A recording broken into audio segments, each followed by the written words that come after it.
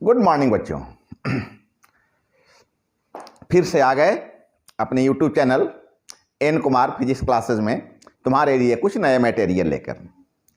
कैसे हो सब? खूब अच्छी पढ़ाई चल रही है सब लोगों की? खूब मजे में हो? पढ़ना है। बहुत बच्चे तो अब से पूछ रहे हैं सर ऑफलाइन क्लास कब से चालू होगी। अभी चांसेज नहीं है, अभी कुछ दिन और वेट करना होगा। और तुम्हें प्रॉब्लम्स क्या है? घर बैठे तो तुम्हें इतनी अच्छी क्लासेस मिल रही है, कलरफुल क्लासेस मिल रही है और ज्यादा बेस्ट है ना, है ना? तो पढ़ाई करते हैं। अभी गाइडलाइन बहुत सख्त है, कुछ टीचर्स तुम्हें मिस गाइड कर सकते हैं। आइए क्लास चालू कर देते हैं। कुछ लोग छोटे छोटे टीचर कहीं कहीं तुम्हें सुनने को मिला होगा कि फलाने सर पढ़ा रहे, फलाने सर पढ़ा रहे। उनके पास नंबर ऑफ स्टूडेंट नहीं है और उनका अपना एक जो स्केल है वो हाई स्केल नहीं है, कहीं गली वली में छुपे छापे हुए टीचर होंगे। तो ऐसे टीचर्स का एग्जाम्पल तुम नहीं ले सकते हो। अभी देखो पूरे हजारीबाग बंद है, अभी देखो पूरे रांची बंद है, बोकारो बंद है, धनबाद बंद है। तो बड़े सेंटर्स जो भी है ना, वहां पर प्रशासन का नजर थोड़ा ज्यादा होता है। तो तय बात है कि वो गाइडलाइन को फॉलो करने का प्रयास करते हैं या कहीं से कुछ मिलती है कि नहीं चलो ठीक है, अब एक सपोर्ट में कहीं से कोई है।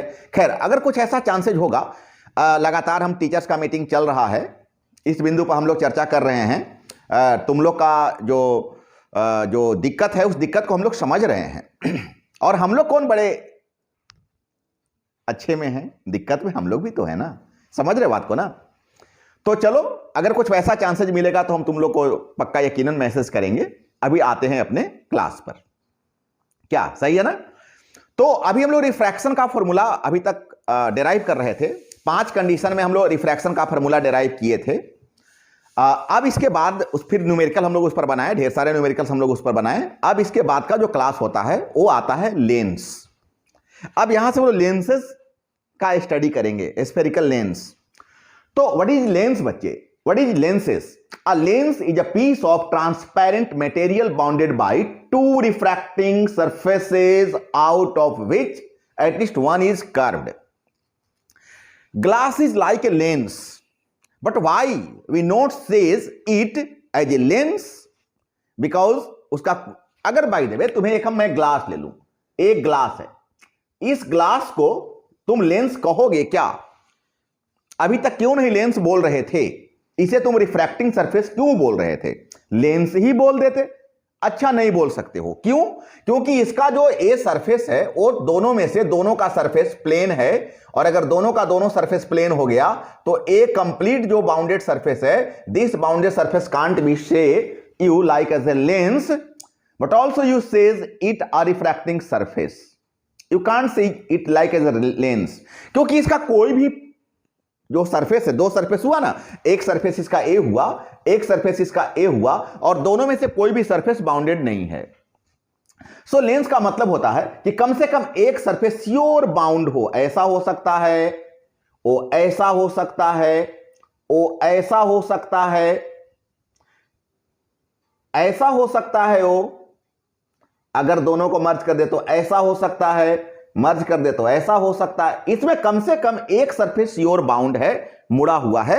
और अगर एक सरफेस बाउंड है तो हम क्या कहेंगे? एक surface at least one is curved. अगर एक सरफेस का कर्व है तो हम कहेंगे कि ये लेंस है, अदरवाइज हम इसे लेंस नहीं कहेंगे। तो लेंस का मतलब समझ में आया ना बच्चे? लेंस का मतलब हुआ कि ये 2 ट्रांसपेरेंट सरफेस का बना हुआ होता है। इसमें 2 ट्रांसपेरेंट सरफेस होते हैं और दोनों ट्रांसपेरेंट सरफेस में कम से कम एक सरफेस सियोर ही मुड़ा हुआ होना चाहिए, सियोर ही बेंड होना चाहिए, सियोर ही कर्व होना चाहिए, तो हम कहेंगे कि ये लेंस है। अदरवाइज इसे हम लेंस नहीं कहेंगे। अभी जो भी देखो यहां लेंस के कुछ हम तुम्हें कलर्ड फिगर दिए हैं। ये सारे के सारे लेंसेज हैं। ये जो चश्मे पहन रखे हैं, ये एक लेंस है, क्योंकि इसका भी अगर मैं दिखलाऊं तो इसका भी एक पाथ क्या है? कर्व्ड है। एक अब अकॉर्डिंग टू कर्व हम लोग इसको अलग अलग नाम से जानते हैं। चलो और आगे देखेंगे। ये तुम्हारा लेंस का कुछ कलर्ड फिगर मैंने दिया है। ये लेंस का फिगर है। इसमें देखो किसी का सरफेस ऐसे उठा हुआ है, किसी का सरफेस ऐसे धसा हुआ है। तुम देख रहे हो सारे के सारे सरफेस क्या है? कर्व है। तो अगर कर्व है तो मैं इसे लेंस कहूंगा। अब आते हैं how many types of lenses. ये सारा का सारा जूनियर विंग्स में तुम लोग का पढ़ा हुआ है।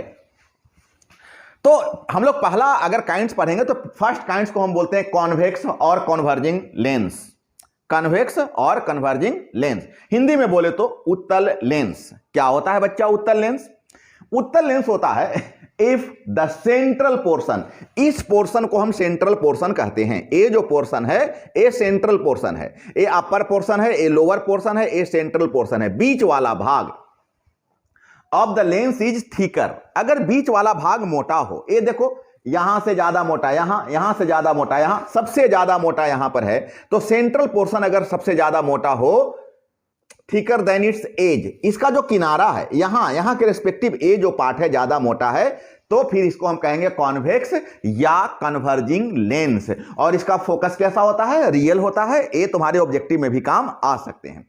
मैं क्या बताया कि वैसा लेंस जिसका बीच का हिस्सा मोटा हो, ये बीच का हिस्सा सबसे ज्यादा मोटा हो, तो फिर ऐसे लेंस को हम कॉन्वेक्स या कन्वर्जिंग लेंस, उत्तल लेंस कहते हैं। कोई दिक्कत है क्या? उत्तल या अपसारी, उत्तल या अपसारी लेंस कहते हैं। ये सारा का सारा तुम्हारा जूनियर विंग्स में पढ़ा हुआ है। अब यहां पर मैं क्या तुम्हें बताने का प्रयास किया हूं कि यहां से जो भी पैरेलल ले जा रही है वो पैरेलल ले जाके यहां पर क्या हो जा रही है? कन्वर्ज हो जा रही है, कन्वर्ज हो जा रही है। ये देखो सारा का सारा सिमट जा रही है, ये मुड़ गई, ये मुड़ गई, सारा का सारा सिमट गई। इसके बारे में और आगे बात करूंगा, जैसे जैसे क्लासेज आगे बढ़ेंगे इस बिंदु पर तुम्हें और ज्यादा जानकारी मैं देते जाऊंगा। और अगर इसके मैं सेकंड पार्ट की बात करूं तो सेकंड पार्ट को मैं बोलता हूं या तो मैं कॉनकेव कहूंगा या तो डाइवर्जिंग कहूंगा, कॉनकेव या डाइवर्जिंग, और हिंदी में मैं इसे अवतल लेंस कहूंगा। क्या होता है अवतल lens? If the central portion of lens is thinner. बच्चे अगर तुम फिगर को अच्छा से देखो तो ये इसका सेंट्रल पोर्शन है, ये इसका बीच का भाग है, मध्य भाग है, और ये बीच का भाग देखो सिकुड़ा हुआ है, पतला हो गया है। क्या जो इसका एज है, जो किनारा है, एक किनारे वाले भाग से बीच वाला भाग चूंकि सिकुड़ा हुआ है, सिमटा हुआ है, तो ऐसे को हम क्या कहेंगे? अवतल कहेंगे। और इसमें बच्चे मैं क्या बताने का प्रयास किया हूं, इसके बारे में तो ऐसे मैं और आगे जाकर के डिटेल बताऊंगा, लेकिन अभी मैं बताने का प्रयास किया हूं कि जो भी पैरेलल ले जा रही है, पैरेलल इसका काम क्या है? इसका काम है डाइवर्ज कर देना। इसको डाइवर्जेंस भी बोलते हैं, डाइवर्जिंग लेंस भी बोलते हैं। ये देखो डाइवर्ज कर दिया, डाइवर्ज करने का मतलब होता है फैला देना। ये देखो यहां से गया, ऐसे भाग गया, डाइवर्ज हो गया। यहां से देखो ऐसे जा रहा, फिर ऐसे डाइवर्ज हो गया। यहां देखो ऐसे आ रहा, ऐसे डाइवर्ज हो गया। तो इसे हम लोग कहते हैं अवतल लेंस। क्या किया? बीच वाला हिस्सा पतला है। बनाते हो ना ऐसे, ऐसे बनाते थे ना, याद करो क्लास 10 में ऐसे बनाते थे। अब इसके बीच वाला हिस्सा क्या हो गया? ये बीच वाला हिस्सा पतला हो गया। अब यहां से तुम ऐसे रे इसमें डालोगे तो ये ऐसे भाग जाएगा, ये इसमें ऐसे रे डालोगे तो ऐसे भाग जाएगा। तो इसको हम लोग बोलते हैं अवतल या डाइवर्जिंग लेंस। उम्मीद करते बच्चे समझ में आ रहा होगा तुमको। चलो बहुत अच्छे। हर एक पार्ट को, चाहे वो छोटा हो या बड़ा हो या पहले का पढ़ा हुआ हो या तुम आज पढ़ रहे हो, हर पार्ट को अच्छा से पढ़ते चलो। अब अगर तुम क्लासिफिकेशन करोगे, कन्वर्जेंट और डाइवर्जेंट दोनों लेंसेस को अगर तुम क्लासिफाई करोगे, तो अगर ये देखो डबल कॉन्वेक्स है, एक सरफेस यहां हो गया, एक सरफेस यहां, इसको प्लेनो कॉन्वेक्स कहेंगे। एक सरफेस प्लेन है, एक कर्व है, इसको कन्वर्जिंग मेनिस्कस कहेंगे। ये दोनों पार्ट मुड़ा हुआ है। उसी प्रकार से अगर डाइवर्जिंग में आओगे तो इसको डबल कॉनकेव कहोगे। ये देखो दो सरफेस है, इसको हम लोग प्लेनो कॉनकेव कहते हैं। अगर तुम थोड़ा इसको और प्लेन करते हो तो कर सकते हो, इसको हम कहते हैं डाइवर्जिंग मेनिस्कस कहते हैं। तो ऐसे इसके क्लासिफिकेशन है, बट हम लोग को मेनली जरूरत इस दो पार्ट से है। इससे अगर मैं कन्वर्जिंग का बात करूंगा तो इससे, और अगर डाइवर्जिंग का बात करूंगा तो इससे मेनली हम लोग को ये दो फिगर से ज्यादा मतलब है। लेकिन तुम नोट्स बनाते समय ये सारे के सारे बना लोगे अच्छे से, तो तुम्हारी कॉपी भी अच्छी लगेगी और तुम्हें जानकारी के लिए भी अच्छा रहेगा कि आखिर लेंसेस के काइंड्स कितने होते हैं। अब हम आते हैं कि अगर लेंस है तो लेंस में बहुत सारे फिजिकल टर्म होते हैं, और सारे के सारे टर्म तुम क्लास 10 में पढ़कर आए हो। बट मेरा रोल है कि जब आज हम लेंस शुरू किए हैं तो मेरे को सारी बात बतानी चाहिए। लेंस में याद करो क्या पढ़ते थे? प्रिंसिपल एक्सिस पढ़ते थे, प्रधान अक्ष पोल पढ़ते थे, ध्रुव, प्रिंसिपल फोकस पढ़ते थे, मुख्य फोकस, फोकल लेंथ पढ़ते थे, फोकस दूरी, सेंटर ऑफ कर्वेचर पढ़ते थे, वक्रता केंद्र, रेडियस ऑफ कर्वेचर पढ़ते थे, वक्रता त्रिज्या, एपर्चर पढ़ते थे, द्वारक, तो ऐसे ही तुम ये सारे जो फिजिकल आइडेंटिटी इन लेंस पढ़ते हो, इन स्फेरिकल लेंस पढ़ते हो, तो हम यहां पर तुम्हें थोड़े थोड़े उसका एक्सप्लेनेशन कर देते हैं कि क्या, इसलिए मैं क्या कहता हूं, what is said by this physical term in a lens, like as first term is optical centre.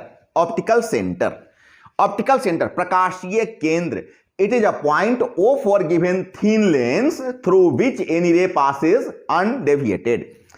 वैसा जैसे ए लेंस हुआ, ए लेंस हुआ, तो लेंस का वो भाग जहां से अगर किसी रे को भेजा जाए और अनडेविएट हो, इसमें कोई डेविएशन नहीं हो रहा है, इसकी बात करें तो ऐसा, और अगर इसकी बात करें तो ऐसा, इसमें कोई डेविएशन नहीं हो रहा है, अपने ही पास पर वो रे आ रही है, वापस लौट जा रही है, तो ऐसे पॉइंट को जहां से कोई डेविएशन नहीं होता है, इस पॉइंट को हम ऑप्टिकल सेंटर कहते हैं।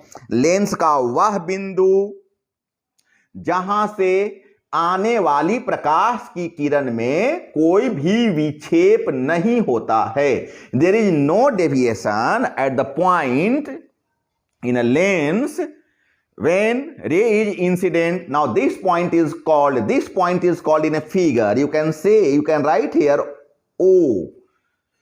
So यहां मेंशन कर देना बच्चा, O दे देना, तो फिर ये जो पॉइंट O है, यहां से रे आ रही है, तो फिर इसमें कोई डेविएशन नहीं होता है, तो इस पॉइंट को हम ऑप्टिकल सेंटर, प्रकाशीय केंद्र कहते हैं। Now your second point is principal axis. बच्चा जो तुम दो लेंस पढ़े, वो लेंस का रचना कैसे हुआ, ए देखो, इसी में तुम अगर ऐसे कर दो तो ए देखो, हम लोग कट फिगर लेते हो, यहां से इसको अगर ऐसे मिटा दो तो केवल ए बच गया। उसी प्रकार से एक लेंस ऐसे, एक लेंस ऐसे, और इसको अगर ऐसे कनेक्ट करके एक कर्व फिगर, ये जो कट फिगर लेते हो तो इसका बन गया ऐसे। अब बच्चा अगर इसका तुम पूरा पार्ट को फिर से ले लो, मैं क्या बताऊं, मैं बताऊं कि एक तुम ऐसा स्फेरिकल सरफेस लिए, तो अगर तुम ऐसा स्फेरिकल सरफेस लिए तो कहीं ना कहीं तो इसका सेंटर जाएगा, और तुम एक और स्फेरिकल सरफेस ले लिए हो तो इसका भी तो सेंटर कहीं पर जाएगा। तो ये जो सेंटर C1 और C2 है, इसी को हम बोलते हैं, और ये C1 इसको मिलाने वाला जो लाइन है, इसी लाइन को हम बोलते हैं principal axis. C1 C2 is a line passing through optical centre. ये देखो, ये जो गुजर रहा है, तो ये जब ऑप्टिकल सेंटर, ये ऑप्टिकल सेंटर से इस लाइन को गुजारना है, यहां देखो इसका ही ऑप्टिकल सेंटर है, यहां से इस लाइन को गुजारना, अभी ऑप्टिकल सेंटर बताए थे ना, तो ये लाइन को गुजारे, तो फिर इसी लाइन को हम बोलते हैं प्रिंसिपल एक्सिस, प्रधान अक्ष। दोनों सरफेस के केंद्र से, दोनों गोलीय सतह के केंद्र से, केंद्र को मिलाने वाली वह रेखा जो कहां से जाए, प्रकाशीय केंद्र से हो जाए, उसी रेखा को हम प्रधान अक्ष या मुख्य अक्ष कहते हैं। Principal axis is a line who is meeting from C1 and C2, but it will be passed from optical center. Now this line joining is called principal axis. बच्चे ध्यान देने का जरूरत है। अब ऐसे तुम्हें क्लास 12 में आकर के इतना जोर से ये बात बताने का जरूरत टीचर को नहीं है। उम्मीद करते हैं ये सारी की सारी बातें तुम्हें पहले से पता है, लेकिन एक प्रोटोकॉल है कि अगर मैं आज क्लास चालू किया हूं लेंस का तो मेरे को बताना जरूरी है। यहां देख लो, मैंने अवतल में लिया तो ये C1 C2 हो गया। अब नेक्स्ट पॉइंट हो गया प्रिंसिपल फोकस। अब प्रिंसिपल फोकस, मुख्य फोकस क्या होता था, परिभाषा याद करो कि लेंस के प्रधान अक्ष या मुख्य अक्ष के समांतर चलने वाली किरणें लेंस से अपवर्तन के बाद जिस बिंदु पर कटती है या कटती हुई प्रतीत होती है, एक बार अपने कटेगी और एक बार कटेगी नहीं। हम लोग जबरदस्ती काटते हैं, इमेजिन करते हैं कि इसको अगर बैक में हम लोग इसको ऐसे अगर खींच लेते हैं तो ये ऐसे कटती हुई प्रतीत होगी, मतलब एक तो कट जाएगी और एक अपीयर होगी, टेंड्स टू अपीयर होगी।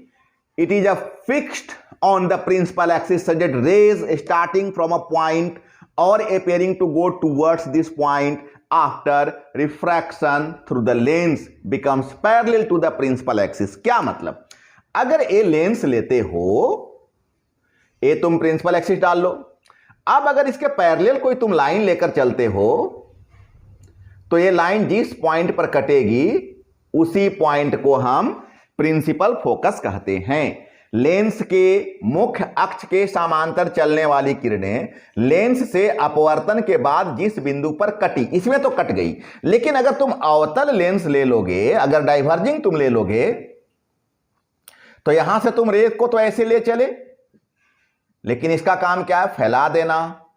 ये तो ऐसे फैला देगा, इससे तो कहीं मिलेगा नहीं। तो हम लोग कंसीडर करते हैं कि अगर इसको ऐसे बैक तक अगर ऐसे कर दे तो यहां पर कटा, है ना। इसी को बोलते हैं, क्या बोलते हैं? appearing to go towards its point after refraction, या तो कट गई या तो कटती हुई प्रतीत हुई। इसी पॉइंट को हम क्या बोलते हैं? फोकस कहते हैं।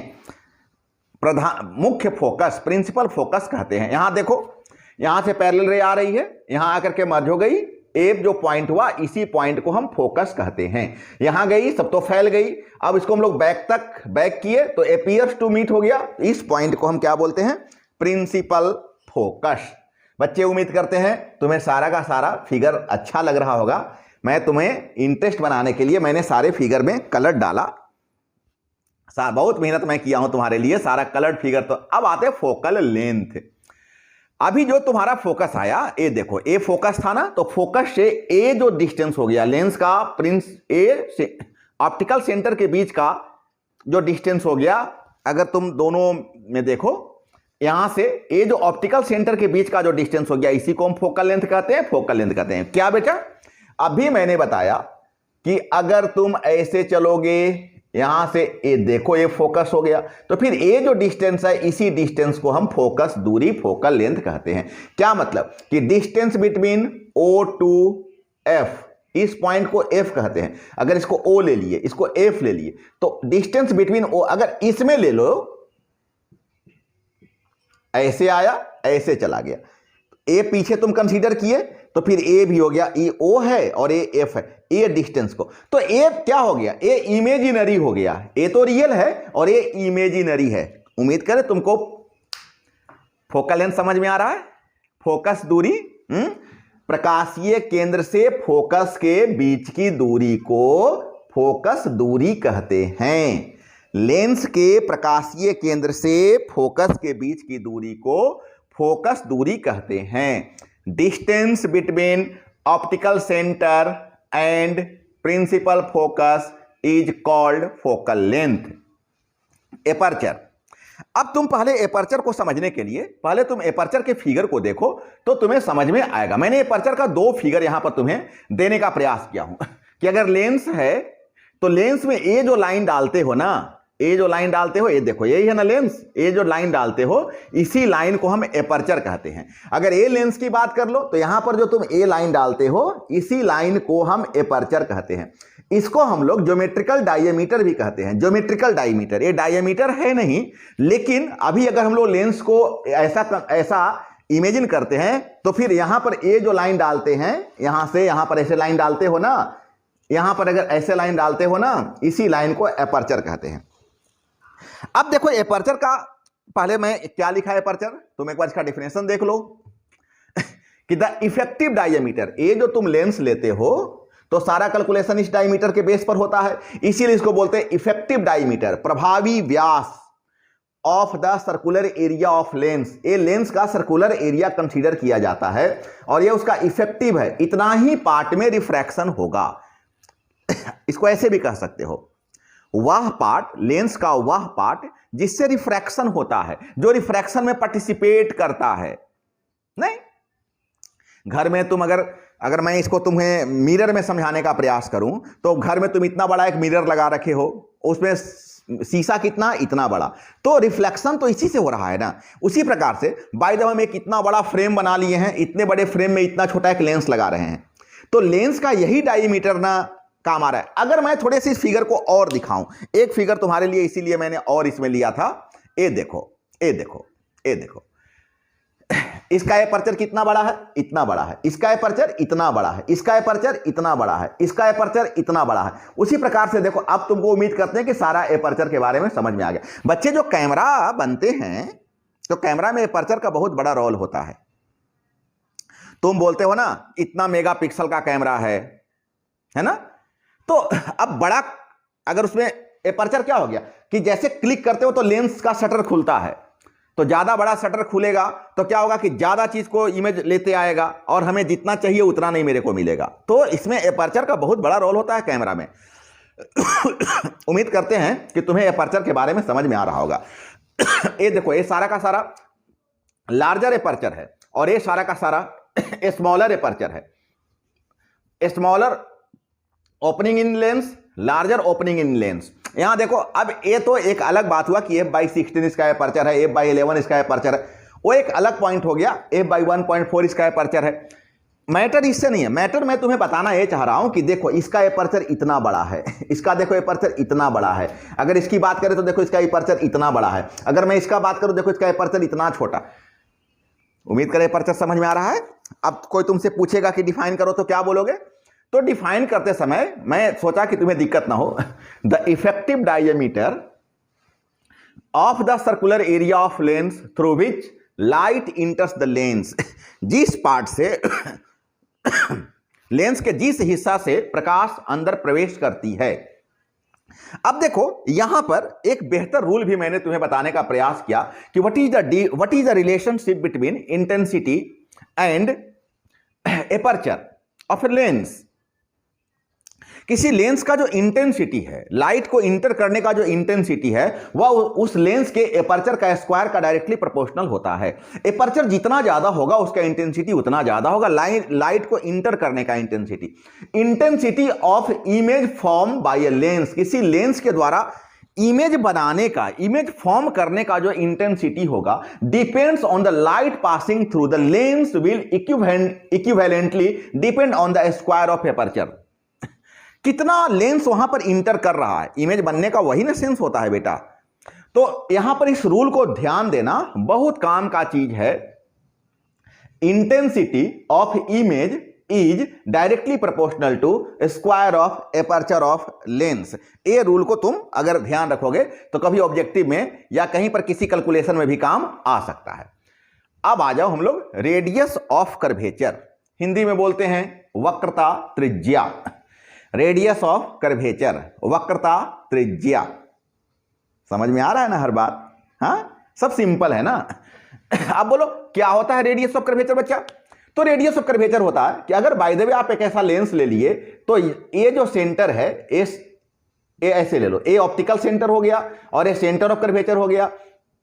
तो इसके बीच का ये जो डिस्टेंस हो गया, इसी डिस्टेंस को हम बोलते हैं रेडियस ऑफ कर्वेचर। यहां देखो, यहां मैं बताने का प्रयास किया हूं। और एक यही देखो, यही कर्वेचर है, ये जो मुड़ा हुआ पार्ट है इसी को हम क्या बोलते हैं? कर्वेचर बोलते हैं।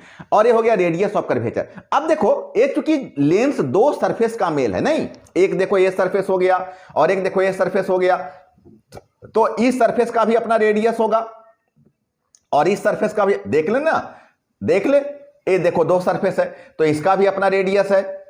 अगर मैं इधर नहीं लेकर के इधर ले लूं तो तुमको ज्यादा समझ में आ जाएगा। इसका भी रेडियस है और इसका भी रेडियस है। तो लेंस में दो रेडियस होते हैं क्योंकि वो दो सरफेस का मेल होता है। लेंस में दो फोकस होते हैं, यस होंगे ना, दो सरफेस का मेल है। लेंस में दो फोकल लेंथ होते हैं, होंगे ना, क्योंकि दो सरफेस का मेल है। समझ में आ रहा है ना? Lens is a combination of two surface and all a single surface have on focus, focal length, center, radius of curvature, center of curvature, all are separate identity for all two surfaces। तो इन सभी का अपना अपना होता है ना, तो दो फोकस हो जाएगा, दो रेडियस हो जाएगा। मेरी बात समझ में आ रही है? चलो ठीक है। तो रेडियस ऑफ कर्वेचर समझ में आ गया ना। ऑप्टिकल सेंटर से क्या, सेंटर ऑफ कर्वेचर के बीच का जो डिस्टेंस होता है उसी को हम रेडियस ऑफ कर्वेचर कहते हैं।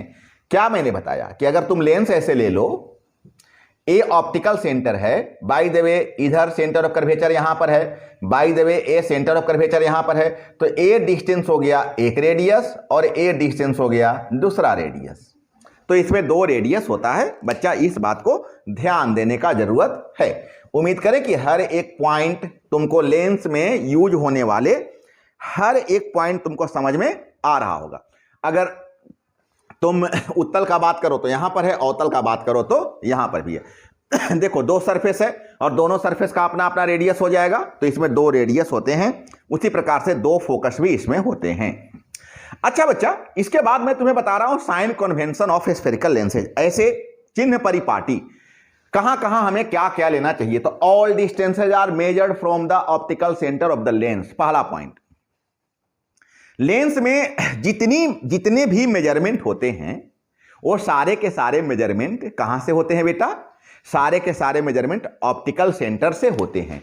क्या मतलब कि अगर तुम by the way a lens ले लो तो यहां पर जो भी मेजरमेंट होगा यहां से होगा, यहां से यहां के बीच का डिस्टेंस कुछ होगा, यहां से यहां का बीच का डिस्टेंस कुछ होगा। अगर बाय द वे तुम ए लेंस ले लिए हो, ऑब्जेक्ट यहां पर रख रहे हो, तो यहां से ए सेंटर के बीच का जो डिस्टेंस होगा इसको यू कहेंगे। अगर बाय द वे यहां इमेज बन रहा है तो इसके बीच के डिस्टेंस को भी कहेंगे। मतलब जितना मेजरमेंट होता है वो सारा का सारा मेजरमेंट कहां से होता है? ए ऑप्टिकल सेंटर से होता है, पहला पॉइंट हुआ। The distance measured in the same direction at the incident are taken positive. ये शुरू से पढ़ते आ रहे हो कि अगर ऑब्जेक्ट यहां रखा हुआ है तो मेजरमेंट करने के लिए यहां पर पेन रख लो। अगर जिस डायरेक्शन में रे चल रही है, अगर उस डायरेक्शन में मेजर करोगे तो प्लस और अपोजिट डायरेक्शन में मेजर करोगे तो माइनस। जैसे मिरर में होता था, जैसे रिफ्रैक्टिंग सरफेस में होता था, वैसे ही लेंस में भी होता है कि in the direction of incident ray अगर तुम मेजर करोगे तो प्लस होगा, और थर्ड पॉइंट कि अगर उसके अपोजिट डायरेक्शन में मेजर करोगे तो माइनस होगा। और अगर फोर्थ पॉइंट की बात करोगे तो highest measure upward and perpendicular the principal axis taken as positive. क्या मतलब कि अगर लेंस ऐसा लेते हो, अगर इस डायरेक्शन में कुछ भी मेजर करोगे तो सारा का सारा प्लस होगा, और इसके अपोजिट डायरेक्शन में फिफ्थ पॉइंट, अगर इसके अपोजिट डायरेक्शन में मेजर करोगे तो सारा का सारा माइनस होगा, चाहे वो लेंस कॉनकेव हो या वो लेंस कॉन्वेक्स हो। तो उम्मीद करें बच्चा यहां तक समझ में तुम लोग को आ गया होगा। अब इसी चीज को सॉरी ऐसे आगे जाओगे तो इसको तो तुम देखोगे, आगे जाओगे ना, तो मैं प्लस माइनस बहुत सारा लेकर के तुम्हें दिखाऊंगा, लेकिन अभी मैं एक डाटा के रूप में तुम्हें यहां देने का प्रयास कर रहा हूं। ये डाटा भी तुम्हें यदा कदा काम आ जाएगा, न्यूमेरिकल बनाते समय काम आ जाएगा या कहीं पर काम आ जाएगा कि टाइप्स ऑफ लेंस। अगर कॉन्वेक्स है तो यू इसका माइनस होगा हमेशा, अगर रियल इमेज बन रहा है तो ए भी प्लस ले लेना, किसमें? कॉन्वेक्स में। अगर वर्चुअल इमेज बन रहा है तो भी ले लेना माइनस। कॉन्वेक्स का फोकस अगर रियल इमेज बन रहा है तो प्लस लेना, इसमें कोई वर्चुअल फोकस होता ही नहीं है। अगर इमेज की बात करो तो इसका इमेज माइनस होगा, क्योंकि कॉन्वेक्स में जितने भी रियल इमेज बनते हैं, रियल होगा तो माइनस लेना। क्या मतलब? जितने भी रियल इमेज होते हैं, अगर कॉन्वेक्स की बात कर लो तो जितने भी वो ऐसे बनेगा तो माइनस ले लेंगे, और अगर वर्चुअल, इसके जो भी वर्चुअल इमेज बनेंगे तो इमेज ऊपर रहेगा तो प्लस ले लेना। अगर हाइट ऑफ ऑब्जेक्ट तो प्लस, ये तो दोनों का प्लस लेना। हाइट तो अरे बेटा ऑब्जेक्ट तो जब रखोगे तो ऐसे ही रखोगे ना, तो ये तो प्लस ही होगा। अगर कॉनकेव की ले लो तो कॉनकेव का यू निगेटिव, इसमें कोई रियल नहीं बनता है, इसमें हमेशा वर्चुअल बनता है, माइनस हो जाएगा। फोकस, इसमें रियल होता ही नहीं, फोकस वर्चुअल होता है तो माइनस ले लेना। हाइट, इसमें रियल इमेज बनेगा ही नहीं तो फिर वर्चुअल बनेगा तो प्लस लेना। वर्चुअल, ये वर्चुअल होगा, प्लस ले लेना। और हाइट ऑफ ऑब्जेक्ट तो हर हालत में प्लस हो। ये बहुत बेहतरीन डाटा है, बहुत खूबसूरत डाटा है, मैंने मेहनत से तुम्हारे लिए बनाया कि एक ही डाटा में जितने भी यू भी एफ हाइट वो सारे के सारे वैल्यू तुम्हें यहां पर ही अच्छे से मिल जाएं। तो बच्चे ये इनिशियल नॉलेज हुआ लेंसेस का। अब ये सारे के सारे कंसेप्ट अगर तुम अपने पास रखोगे और अच्छे से इन सभी का नोट्स बना लोगे तो फिर तुम्हारे लिए अच्छा होगा। अब इसके बाद जो अपना क्लास होने को है वो तो अब यहां के बाद तो हमें लेंस मेकर्स फॉर्मूला पढ़ाना है। तो बच्चा ये लेंस मेकर्स फॉर्मूला पढ़ने के लिए अभी तक के जितने भी क्लासेज में जितने भी टॉपिक्स मैंने तुम्हें बताए वो सारे के सारे टॉपिक्स का, हालांकि सारा इजी है, सारा का इंफॉर्मेशन तुम क्लास 10 में बेहतर तरीके से कर चुके हो, है ना। तो आज का क्लास तुम्हें समझ सकते हो कि एक इजीएस्ट क्लास है, बहुत इजीएस्ट क्लास है, या तुम केवल एक ये कह सकते हो कि मैं तुम्हें एक तरह से रिमेंबर करवा रहा हूं कि क्लास 10 को तुम एक बार ऑन वे हो लो, ताकि तुम्हें अब इसके बाद जितने भी यू भी f r R1 R2 mu mu one mu dash mu double dash वगैरह वगैरह जितनी भी बातें मैं यहां पर करूं वो सारे के सारे बातें तुम्हें समझ में आए, उसके लिए मैंने इनिशियल नॉलेज तुम्हें आज देने का प्रयास किया। तो बच्चे इन सभी चीजों का पहले आप अच्छे से कॉपी में नोट करोगे, खूब अच्छा से मैंने कलर्ड फिगर के साथ डिटेल तुम्हें एक्सप्लेन करके बताने का प्रयास किया। कॉपी में इसको तुम अच्छा से नोट करना, हाँ नोट करना, फिर इसको तुम एक दो बार और देखना, बिल्कुल कंसेप्ट को क्लियर रखना, साइन के भी कंसेप्ट को क्लियर रखना, कहां प्लस और कहां माइनस होगा। इसके बाद अब अगले क्लास से हम लोग को पढ़ने में और अच्छा लगेगा, वहां से फिर हम नए फॉर्मूला के साथ तुम्हारे पास आएंगे। तो अच्छे से पढ़ाई करो, और कोई दिक्कत होता है तो आओ हमारे चैनल में, हमारे व्हाट्सएप पर आओ, मेरे से कॉल करो। अभी देखो तुम्हें हम एक और अपने चैनल पर तुम्हें हम एक वीडियो भेजे हैं, तुम अच्छा से देखो कि मेरे YouTube चैनल को तुम ऑपरेट कैसे कर सकते हो। मेरे बच्चे, उन्हें प्लेलिस्ट नहीं मिलता है, उन्हें सब्सक्रिप्शन का पॉइंट नहीं मिलता कि मैं सर सब्सक्राइब कहां से करूं। मेरे को सर, जब तुम प्लेलिस्ट में जाओगे ना, तो हर एक लेसन बिल्कुल कंटेंट्स जैसे होता है ना, बुक में कंटेंट्स होता है, वैसे कंटेंट्स के रूप में वहां पर बनाया हुआ है। जैसे मैं अगर 11 का स्टूडेंट हूं तो मैं जाऊंगा तो वहां 11 का कंटेंट्स मिलेगा कि कौन सा लेसन मेरे को, ग्रेविटेशन पढ़ाई चल रहा है तो जैसे ग्रेविटेशन क्लिक करेंगे तो ग्रेविटेशन में जितने क्लासेस चल रहे हैं उसमें एकदम बिल्कुल सीक्वेंस के साथ class number 1, lecture number 2, lecture number 3 ऐसे बना हुआ है।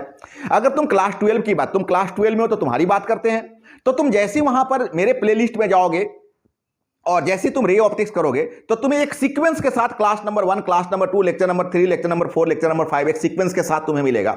अगर बाय द वे किसी दिन तुम क्लास मिस भी कर चुके होगे तो तुम वहां से अब आसानी से क्लास कर सकते हो। और वैसे बच्चे जो अभी भी लिंक का प्रतीक्षा करते हैं, मेरे को तो बड़ा हंसी आता है यहाँ पर, अब आप लिंक का प्रतीक्षा नहीं करो ना, अब आप सब्सक्राइब कर लो, और जैसे सब्सक्राइब करोगे हमारे सारे के सारे नोटिफिकेशन, मेरे चैनल के सारे नोटिफिकेशन तुम तक जाते रहेंगे और तुम बेहतर क्लास करते रहोगे। तो बच्चे अच्छे से क्लास करो, फिर भी अगर कोई प्रॉब्लम्स होता है तो बेझिझक तुम मेरे से कंसर्न करो, मैं तुम्हारे प्रॉब्लम को सॉर्ट आउट करूंगा। तो बहुत अच्छे, फिर से हम तुम्हारे पास नए क्लास में डेराइवेशन के साथ आएंगे, तब तक बाय बाय।